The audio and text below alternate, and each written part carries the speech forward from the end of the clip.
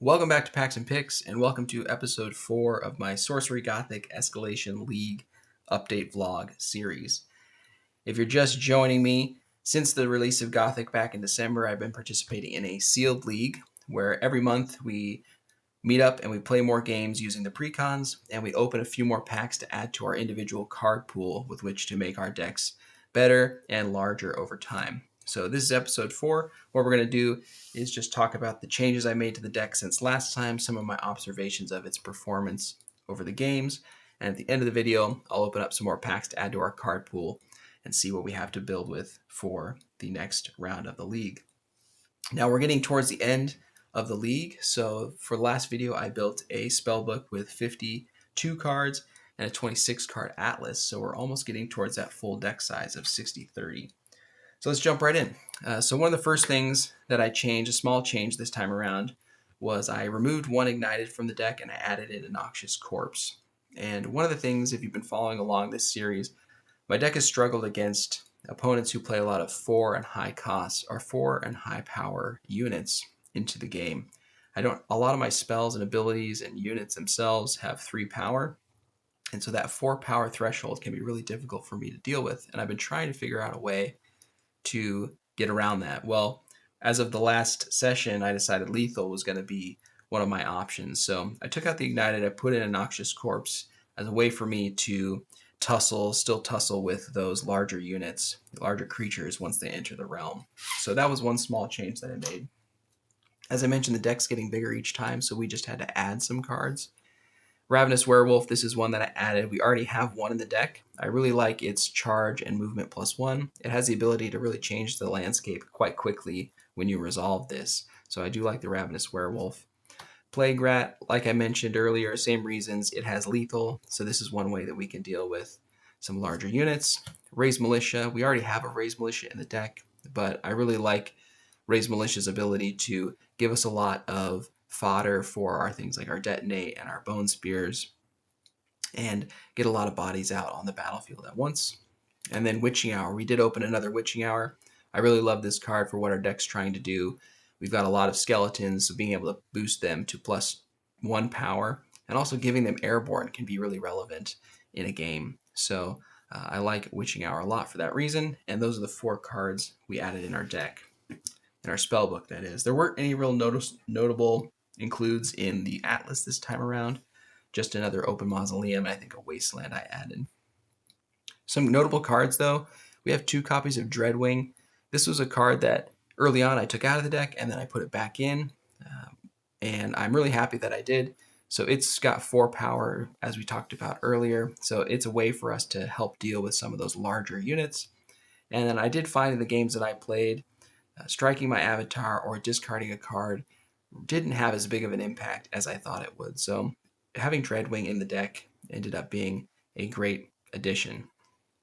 Now, in the games that I did play, one of the noticeable things that I found was playing against Savior. One of the Savior players in our league has a really great deck against evil, and I happen to have a lot of evil in my deck. So that matchup is just really challenging for Necromancer, to the point where I really don't have, if a Savior player gets up and running, there's not a lot of options for me to get in that last point of damage in order to kill off a Savior. So one thing I'm going to be looking for in the next deck building session are non-evil creatures to put in the deck so we can be better matched up against Savior. One of the things we already have in our pool that I'm going to be looking heavily to bring in, we have 2 copies of Zeppelin of Zealots. So this does a couple things for us.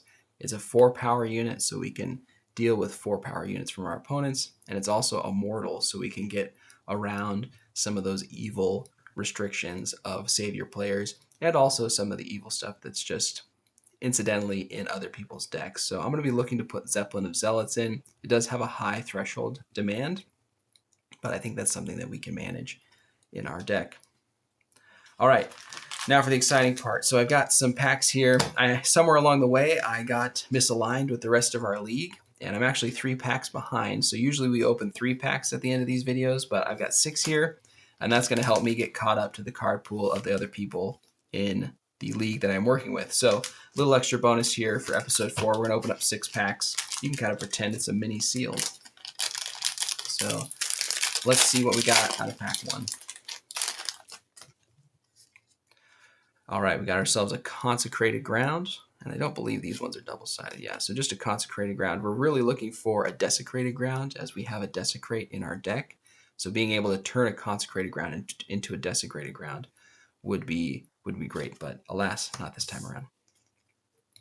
All right, we got a Feign Death. Redmane Hyena. All right, this is a fire threshold unit. Banish up to 3 cards from cemeteries. If any are demons, this becomes 1 and gains +2 power permanently. Okay, that could be interesting for our deck. We do have some demons in our deck, and then we could also banish a demon from an opponent, so that's an interesting unit. Also would boost it to 4 power, which we like.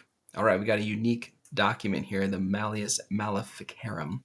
Once in your turn, bearer may cast a magic from your collection that targets an enemy spellcaster or their location or site. Interesting. So I'd have to take a look at our pool to see what in our collection we might want to use to leverage this. It could be a situation kind of like the Ersatz plots that we've talked about previously, where this is almost like a toolbox effect for us, where we can keep some cards in our collection that are good in our deck as well, but just maybe not for every situation, and just make it a situational type card. So I'll have to give some thought to the Maleficarum and see how that plays out. All right, we got a Troubled Town, Static Servant, a Croaking Swamp. We've got Ice Shards, a Bone Spear. Unfortunately, we don't need any more Bone Spears in our pool. Cemetery Rats, a Noxious Corpse. This could be good for us. Another lethal unit in the pool. Open Mausoleum, another card that we have plenty of already. Baptize, and a Gift of the Serpent. So I do have 1 Gift of the Serpent right now. A second one could be great. This gives an allied minion lethal, and it replaces itself, which is a nice effect. So this could find its way into the deck easily. And another Den of Evil.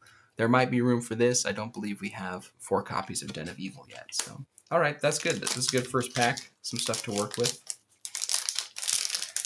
And if I didn't mention it earlier, this time around we are building towards a 60-card Atlas and a 30-card Spellbook. All right, our first card in our second pack, we've got Guardian Angel. We got Undead Ambush. This is great. I have 1 Undead Ambush in the deck already. It's kind of like Raise Militia in that you often get 2, 3, sometimes 4 skeletons for it. And I might even look at replacing one of the Raise Militia with another Undead Ambush, because you're able to get a skeleton deeper into your opponent's side of the realm with something like Undead Ambush. We got Driftwood Marrows. All right, we got another unique in the form of Rasputin. All right, it's fire. So unique mortal. Oh, that's great for us. He's a spellcaster. We can banish an evil ally, cast Rasputin from your cemetery to there. He adds their power and his abilities to his own until he dies again. Wow, that is awesome, and definitely going to find a spot in our deck. That's awesome. We have evil allies. It adds their power when we banish them, so we can get him up above 2 power and deal with those higher cost or higher power units from our opponents. I really like the looks of Rasputin. That's awesome. Awesome pickup for us. All right, we got Monks of Kobasa. That's a great card, but not in our threshold. Algae Bloom.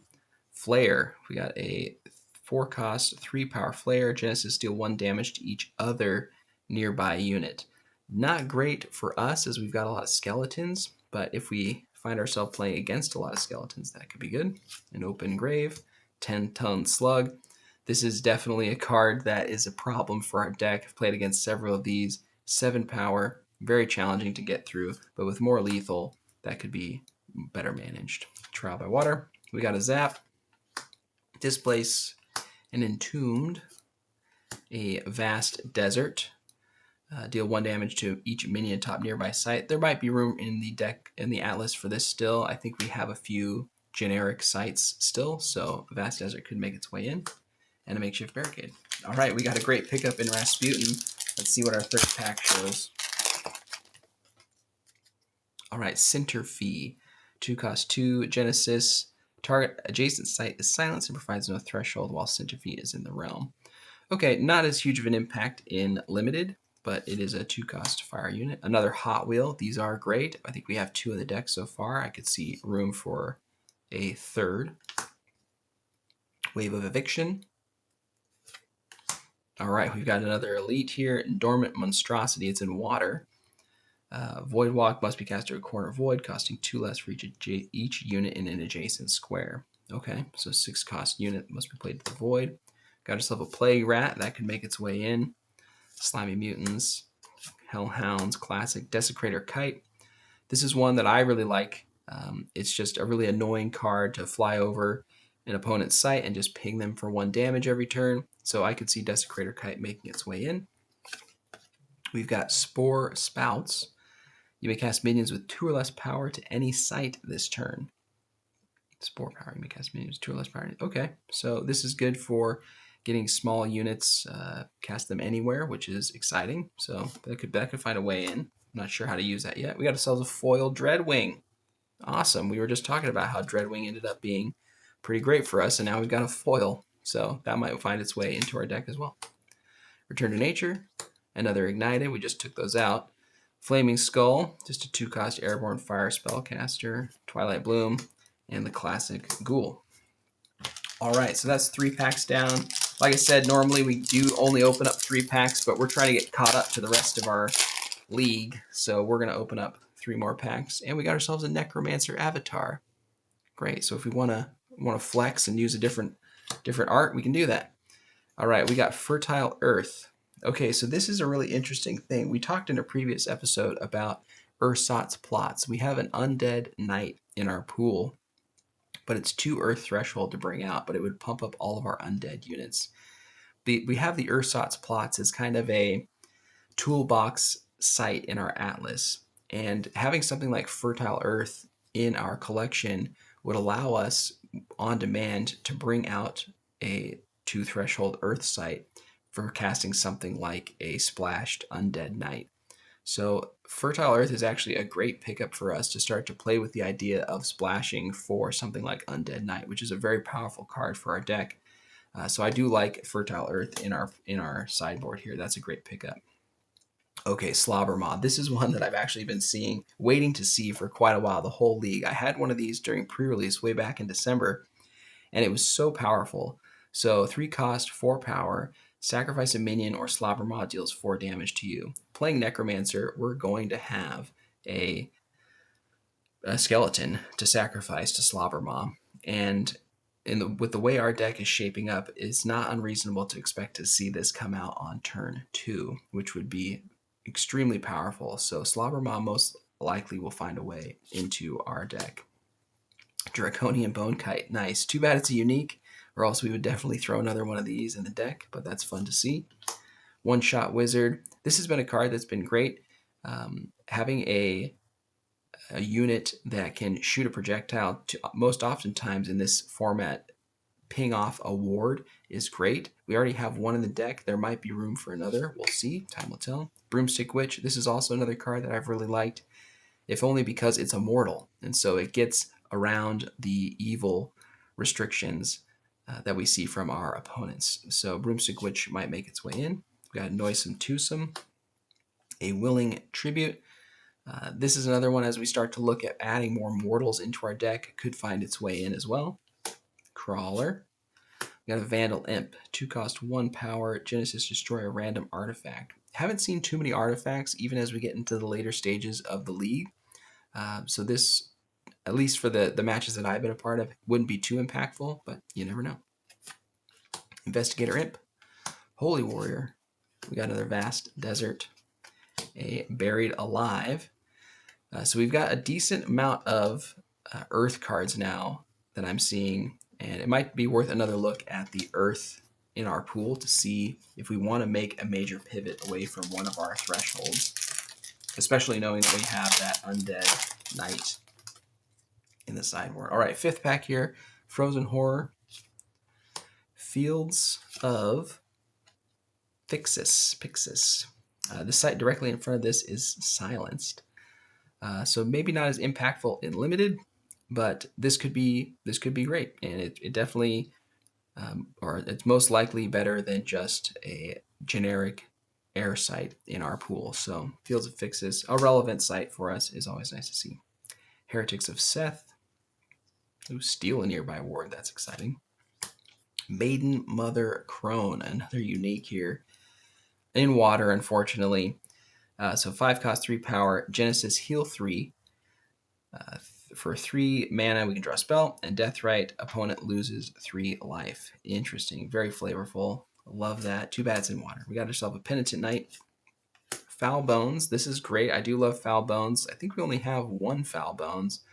But being able to turn a skeleton into an airborne skeleton, essentially, can be really great to fly over and oftentimes do that extra point of damage to a avatar, sometimes doing the death blow. Wild Fanatic, 2 cost 2, mortal with charge in fire. So could be a candidate as we try to diversify outside of totally evil decks. Blessed Village, Horrible Hybrids, Gift of the Raven, Wiccan Tools. Sacrifice Wiccan Tools, draw a spell. This turn, bear becomes a spellcaster, and their spells require no threshold. Okay, we don't have a lot of cards in our deck right now that require spellcaster, so Wiccan Tools might not be the best option for us, but it's there nonetheless. Investigator Imp, we got a Blessed Well, and another Ignited, and a Stinging Kelp. All right, last pack here, and we'll call it a day. Be Gone. Exceptional Magic. Banish an evil minion anywhere in the realm. Okay, this is probably going to find its way into the deck. I know I've talked a lot about playing against Savior and playing against things that are anti-evil, but that doesn't mean there's still a lot of evil in the league and in other people's decks. So having it Be Gone will most likely find a target. So I bet it finds its way in. Dark Alley. The first minion that enters here gains Stealth. Okay, it's a relevant air site for us. We'll probably replace a generic one. And we got Persecutor. This is cool. So we got ourselves another avatar. We could switch it up here and see what we've got in our pool for Persecutor. So if there's something out there that wants us to get in the mix and start to tussle, we've got a Persecutor now we could play around with. So that's fun. All right, Earl of the Ivory Towers. 3 cost, 3 power. Air Threshold, double Air Threshold. It's an elite demon. It's a non-ordinary spellcaster. It can't be targeted or damaged by the ordinary. Okay, this is cool. I like this. We're in a limited format, and granted, we've got a lot of packs in our card pool now, but there's still a lot of ordinaries and a lot of good ordinaries that are running around the realm.